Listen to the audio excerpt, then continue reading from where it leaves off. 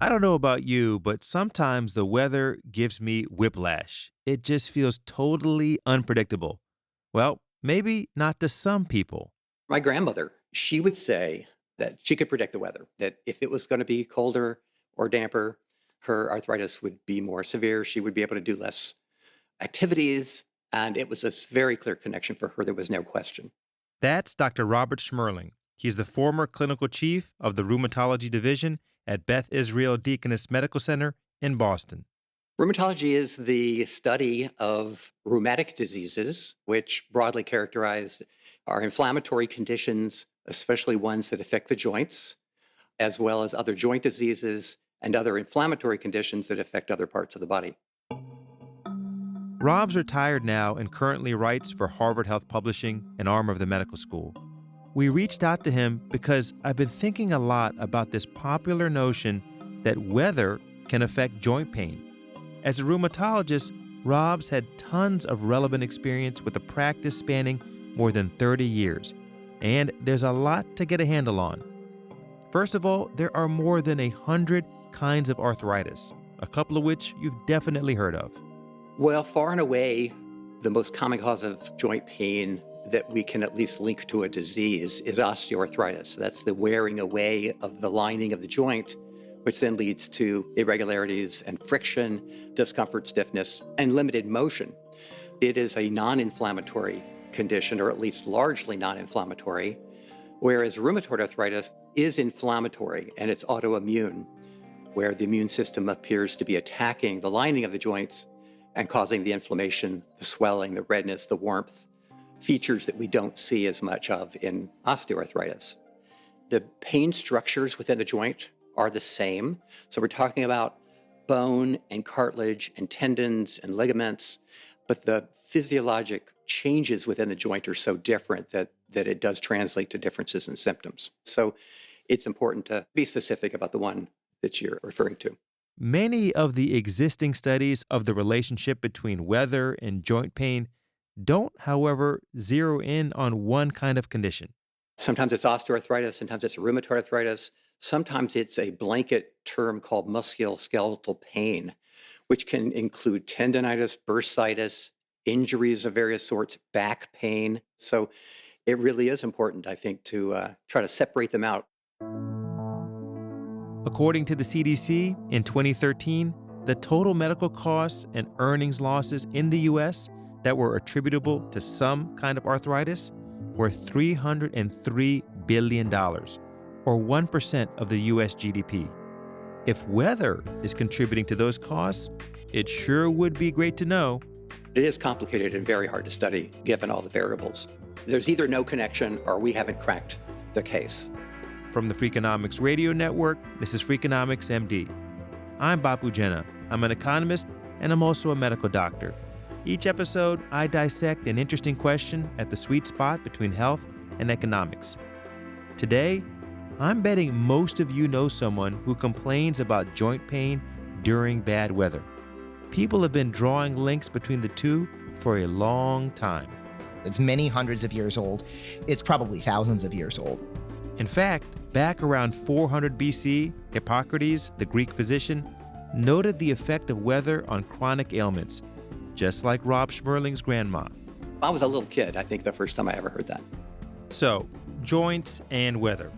A lot of people believe it's a thing, but is it true? And if it's not, why do so many people still think it is?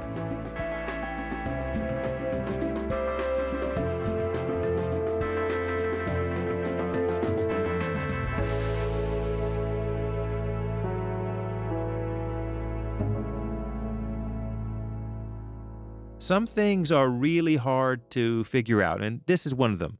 Not that there haven't been plenty of studies out there in the last several decades, but none of them is truly conclusive. Some suggest that weather affects the joints, others don't.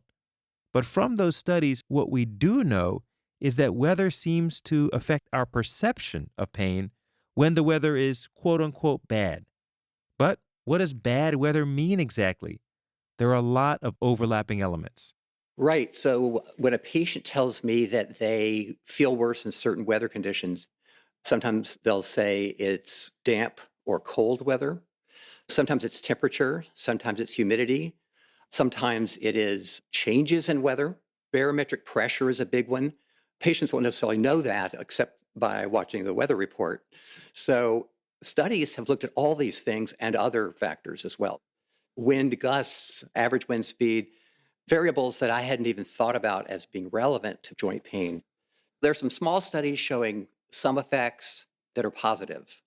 There's a 2007 study from Tufts where increased barometric pressure and lower temperature seem to correlate with osteoarthritis of the knee pain. But then there's a kind of a literature review from 2020 from the UK, and they concluded that we really don't have a handle on this. A 2015 study from the Netherlands used data from 810 people with osteoarthritis and concluded, quote, a causal relationship exists between joint pain and weather variables, but the associations between day-to-day weather changes and pain do not confirm causation. So they thought that there might be a connection seasonally, but not between a Wednesday and a Friday of the same week. A few years ago, I got interested in this very same question and wondered whether a big data approach might tell us something useful. So my co-authors and I studied Medicare claims from over 11 million office visits, and we lined up those doctors' visits with information from weather stations near doctors' offices, information covering the 7 days leading up to the patient's visits. We looked to see whether doctors were more likely to report diagnoses of joint pain on rainy days compared with non-rainy days, or during really rainy weeks versus not so rainy weeks. And we made these comparisons within the same area, since places like Seattle are clearly different than places like Miami. Rob wasn't involved with the research, but he heard about it. Over 1.5 million patients and over 11 million outpatient visits. I mean, that's some major data. Looking at rainy days and non-rainy days and back pain, and actually found a very slight increase in back pain on the non-rainy days. It's true, we didn't find that doctors were more likely to bill for joint pain on rainy days. But that doesn't mean patients didn't have more joint pain on rainy days. For example, my study only measured cases in which patients saw a doctor, and that leaves out a lot of people. If you call your doctor with back pain, you might see them in a few days, you might see them the same day, or you might see them in 2 weeks when your appointment's coming up anyway. We thought about that and reasoned that if joint pain really was affected by the weather, people who'd scheduled a visit with their doctor weeks or months ago might still complain of joint pain on that day if it was raining outside, and that the doctors might record it. But doctors didn't seem to, which to us suggested that if patients did have more pain on rainy days, it didn't rise to a high enough level to get a doctor's attention. You wait, give it some time and see if it gets better. That is sort of, for better or worse, the state of the art with respect to this question. So, what could be going on here? Why do so many people still believe there's a link between joint pain and bad weather, even when it's been hard to actually show? Let's start by looking at the most frequent complaint from Rob's patients. In terms of weather, the most common thing I would hear is damp and cold. I would hear that over and over from patients. All right, damp. How would higher humidity affect, say, your knee when it has osteoarthritis, which is the most common joint ailment? How would that work? Great question. And I don't have a ready explanation. I have read about there's this concept of the microclimate around the skin that surrounds the joint. And that if it's more humid and the so-called vapor pressure from sweat and sweat glands and outside humidity goes up, then that vapor pressure, again, whatever that is, somehow gets transmitted to the joint and causes more pain. But I don't find that very satisfying. It sounds like, as we call it, a hand wave. It's really just a theory. And what physiological mechanisms could also possibly be at work? It really comes down to pretty much just pure speculation. It's very hard to come up with anything that's compelling or reasonable. I think the things that have been posited most commonly are perhaps there are nerve endings or nerve fibers within ligaments or tendons or the joint itself that because they are sensitive to mechanical pressure, they can, in some people at least, be so sensitive that they can sense atmospheric pressure or atmospheric changes. No evidence for that to support or refute it really, but that's one theory. Another theory is that it's a lubrication problem within the joint. We all have a small amount of something called synovial fluid in our joints. And the idea is that maybe this fluid is somehow altered by cold or humidity or barometric pressure or fluctuations of any of those. No evidence for that, but that's another theory. And I think maybe the most common one I have heard is that it's kind of a mind body psychological connection, that we know the weather can have effect on our psychological outlook. And we also know that our psychological state can alter our perception of pain. All of that is sort of well accepted dogma. So, if that's true, then why shouldn't the weather be able to change our perception of pain, whether it's osteoarthritis or tendonitis or something else? Don't forget, your brain is a physical part of your body, too. So, this is why, when people say, is it all in your head? Well, all pain is in your head because that's how we perceive pain. So, I think if you're a person living with chronic pain, when it's going to get better and worse, and why it's there in the first place, I'm imagining my patient watching the weather forecasts and it says in 3 days it's going to be rainy and cold. I think having this expectation that you might feel worse in 3 days, and then if it happens, it's understandable. I think that's very reassuring to a lot of people. And then also they know on day 4, day 5, when the weather clears up, they can have an expectation of improving. There are some other explanations too, ones that aren't physiological. Way back in 1996, the physician Donald Redelmeyer, who's been a guest on this show, and the psychologist Amos Tversky found no association between joint pain and weather in the people that they studied.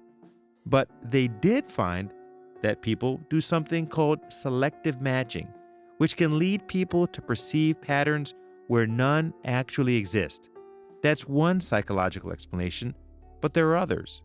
If I have a belief that there is a correlation or a connection between the weather and joint pain, then I'm going to have some kind of stake in that hypothesis.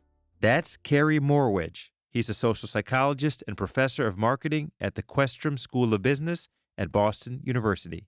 My research broadly studies the causes, consequences, and how to mitigate cognitive biases. What's a cognitive bias? Basically, it's a tendency to process certain information in a consistently wrong way.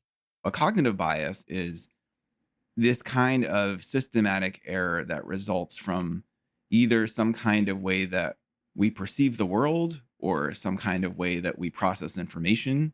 Is there a cognitive bias that might explain why people perceive a relationship between joint pain and bad weather? Well, the one that leaps to mind is confirmation bias. If we're just looking for things that confirm our beliefs and disconfirm their alternatives.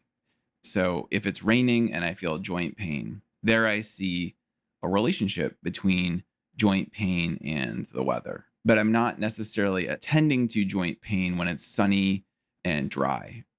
Or I'm not paying attention to the absence of joint pain when it's raining. And in what context are we most likely to find confirmation bias driving us? Well, they don't call it the echo chamber for nothing.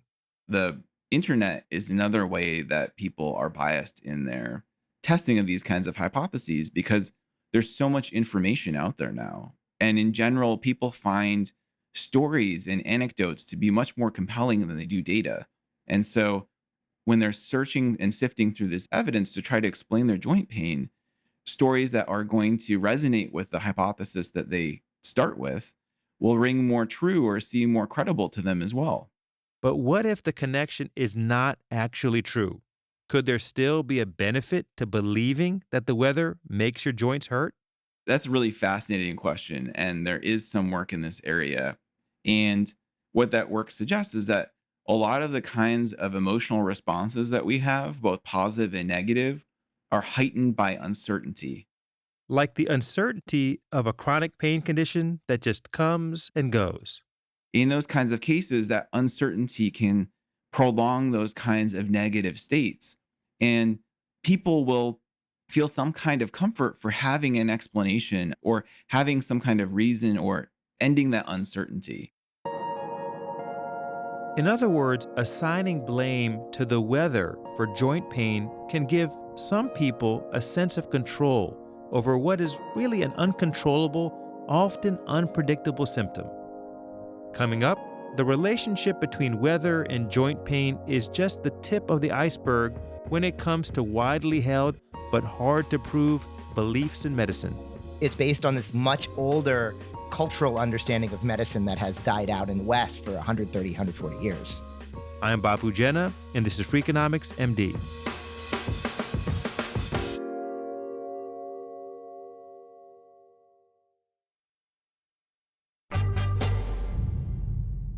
Now, before the break, we explored the widely held belief that weather affects joint pain. But there are so many other beliefs in medicine that are just like that.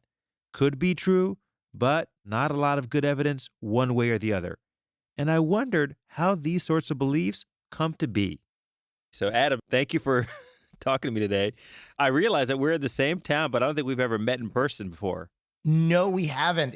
We literally probably work, like a tenth of a mile from each other? Adam Rodman is just the guy we need.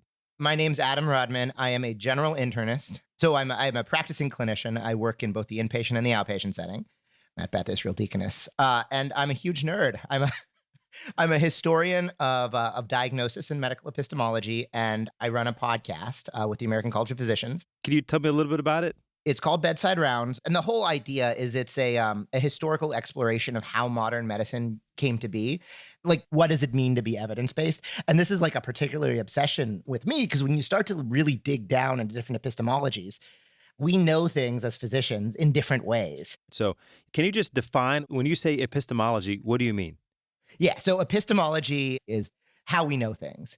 So a classic epistemology might be experimentation, right? You know things by running experiments, by running randomized controlled trials, or you look by compiling a bunch of data together and looking for patterns. It might be personal experience. So that's what I mean by different epistemologies. It just means different ways of knowing. So you've probably heard this relationship between joint pain and rain and cold weather that people describe. Have you thought about this issue? What's your sense of it? Oh, so this is a fascinating one, because this association, right, it's many hundreds of years old. It's probably thousands of years old. It's based on this like much older cultural understanding of medicine that has died out in the West for 130, 140 years. Let's call it a traditional Western nosology. The whole idea is that all health is based on the balances of the four fundamental body humors, which are yellow bile, black bile, phlegm, and blood. Okay, let's slow down a sec and I'll explain what Adam just said, because it feels like something out of Game of Thrones. These four so-called humors of the body are yellow bile, black bile, phlegm, and blood. A long time ago, human health was thought to depend on the balance of these humors to prevent disease. This is the dominant medical idea, really, let's say, to the 18th century in elite circles. And what's crazy is it lasts until the early 20th century and in some lay areas in the United States. This humorism, as strange as it may sound to us today, was at least a naturalistic theory based on physical concepts. These are not supernatural body fluids, even though I'm not 100% sure what yellow bile or black bile are. But like, what imbalances them? One of the big answers is the environment, right? So it's a really, really old idea that our joint pain might act up because of shifts in the humors that's caused by shifts in weather. And that's why I think it's such a fascinating idea, because we've somehow seen this folk belief that has been transferred probably millennia that people still believe today, though obviously the epistemologic framing, like no one believes in the humors anymore, but we still have the belief. So I would kind of describe what you're saying and break it into two ways. So there's a perceived relationship between the way our body feels, let's say it's joint pain in bad weather, and it could either be a true relationship, like there's literally something about the weather that influences the joint, or it could be a perceived relationship. And it makes me wonder, like, are there situations where there are old wives' tales that are actually true, that are causal?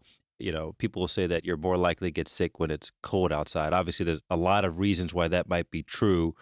If you were to just rattle off a couple of explanations of why that might be the case, what comes to mind? This is your classic old wives' tale, right? Put on your coat or you'll get a cold. And I think most of us who use the framing of germ theory are like, that's ridiculous. It is caused by a virus. But let's say from a merchant in like 18th century London, right? They would have had no idea obviously they had no idea of germ theory or, God forbid, viruses. They probably have never heard of contagion, but they would still see this observation and they would fit it into their explanatory model. That disease is caused by changes in the weather, so it imbalances our humors. That's got to be what's going on. And you can see how some of these ideas are formed and persist into the modern day. Now, I'm just thinking about like all the things that I've heard in the last couple of weeks. By the way, most of the things I hear from my mom, vitamin C and cold. So, when you go to the CVS or Walgreens or whatever, there's like this whole aisle of things designed to improve cold symptoms. Oh, that's, yeah. Do they work? Well, I mean, no. The only thing I know, zinc does seem to shorten cold symptoms. To me, the more interesting question is, why are people convinced that vitamin C does work? Yeah. Why are they? Well, I think there's a couple reasons.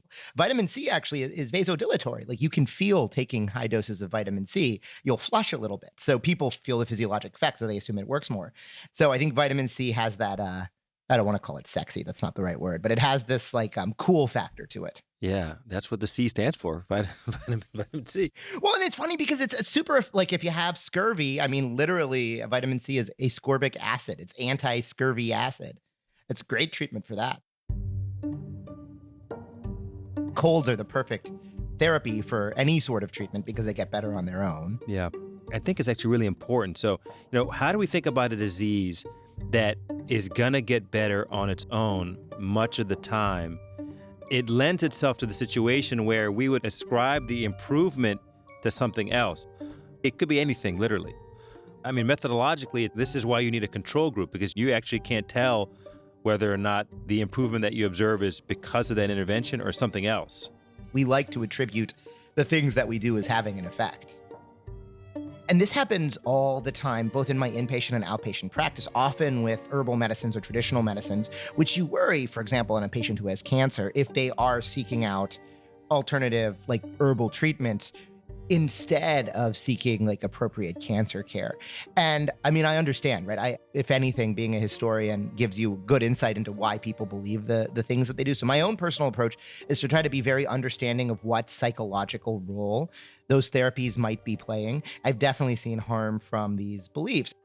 And it's challenging, right? Because people, there's mistrust of the medical system. And to be clear, doctors are also guilty of having a lot of beliefs that are not necessarily based in reality, right? I remember when I was a medical student, some of my fellow medical students, and I'm probably guilty of this as well, would scoff when a patient comes in and says, you know what, my normal temperature, I run low, so 99.9 is a fever for me. A lot of healthcare professionals now would roll their eyes at this. But what's really interesting is if you look at where 98.6 as the regular temperature comes from, it's from the 1860s. This is the birth of clinical thermometry. But there's like no evidence that 98.6 is the average human body temperature until, the 1980s and vaccine trials, when there's like really well done studies that pretty much definitively proves that the average human body temperature is probably 97.8. So like what your patient was telling you turns out to be completely right. And we dismissed it. And if you actually look at the strength of the evidence that doctors were operating on, well, it's no different than the patient who insists that vitamin C makes their cold better, right? We're passing down information and we aren't really looking at our own beliefs. You can imagine seeing a patient either in the hospital or in your clinic who has a temperature reading of 99.8. And that would not prompt someone in the hospital to obtain blood cultures or to get a chest x-ray Right. to evaluate for a cause of that fever. And it does matter for outcomes. There's a great analysis done of outpatients, hundreds of thousands of data points at MGH that looked at fever and predictive things for fever, and variation from the person's baseline is what matters and has real outcomes.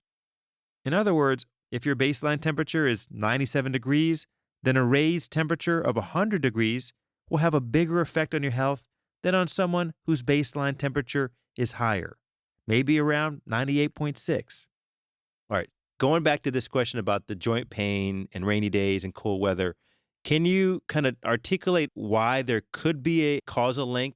Well, I can imagine, right? I mean, if you look at the bursa in our joints, they are fluid-filled sacs. So you could imagine a situation where the atmospheric pressure changes that are associated with weather changes causes swelling, changes in those fluid-filled sacs. I think there is a reasonable epistemological model by like a physiologic standpoint of how that would happen. So I don't think it's crazy to think that. Would that be your hypothesis as well? So I think there's probably two things that could happen. One is sort of something mechanical with the actual joint, and two is how the mind perceives any given level of symptoms. I mean, on a rainy day, you're going to perceive the world differently than you are on a sunny day. Yeah, your aches and pains might be more noticeable too. Yeah, that's great. I didn't even think of that. Acute pain that lingers gets you thinking all kinds of catastrophic things are going on.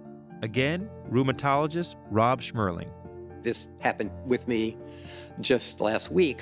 I had bad back pain, and I was pretty sure it was from moving very heavy plants. But after it did get better in a few days, I started to imagine all kinds of terrible scenarios. A little information can be a bad thing. I went to a bad place, and then the next day I was better. So you'd think I'd learn from previous experience, but everybody does this. He knows how to talk to his patients about their outlook. I don't brush it off and say, well, there's no good science on this, therefore it's not happening. If someone says they have pain, I believe they're having pain. I hear it too often to discount. And what I say usually is that we just haven't figured this out yet. Medicine is complicated. It's easy to forget how much we don't know when we're surrounded by how much we do know. That knowledge, which is so different today than it was 50 years ago, has obviously made a lot of things possible. But it's also probably made us more skeptical of things that we don't understand, things that we can't measure with a blood test or see with an image from a CT scan or MRI. I actually don't know whether our joints are affected by the weather, or if it's just something that many people perceive. To me, the best available data don't suggest a clear link. And there are good explanations for why people may perceive the patterns that they do, not just with weather and joint pain, but with lots of medical folklore. But it's always worth being cautious, which is why I want to end with Rob Schmerling. I think a good dose of humility is in order when you don't really understand something as well as you would like. I've always been skeptical and a person who says, show me the evidence. But once you realize we don't have the perfect evidence to make a determination, I think we're all served best to keep an open mind. There you have it. That's it for today's show. Thanks to Rob Schmerling, Adam Rodman, and Carrie Morwich. By the way, if you want to try to debias yourself, check out a video on our show page at Freakonomics.com. It's based on some of Carrie's research. Also, if you enjoyed this episode, you may like an earlier one called Is the Placebo Effect for Real?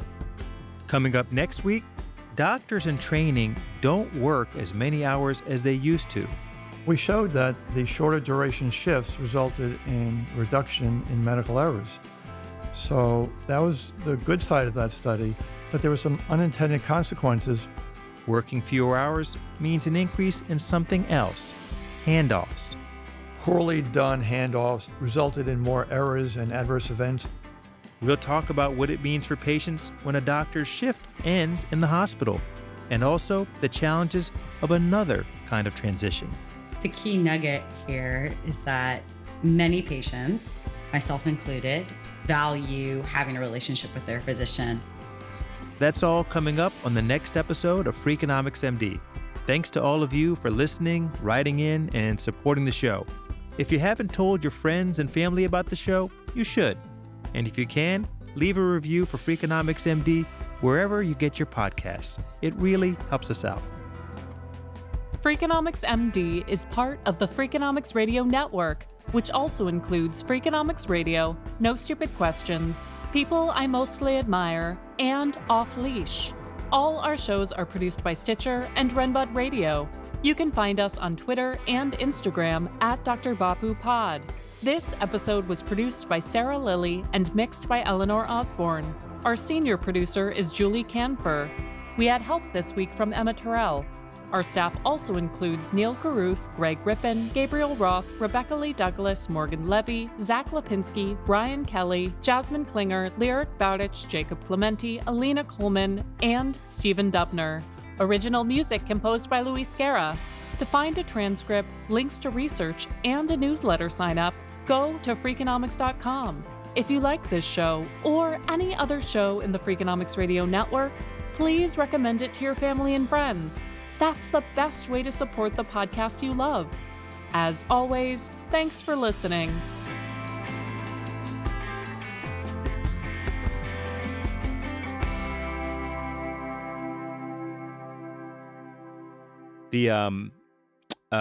What was I going to say? I forgot what I was going to say. I have that effect on people. I'm sorry. The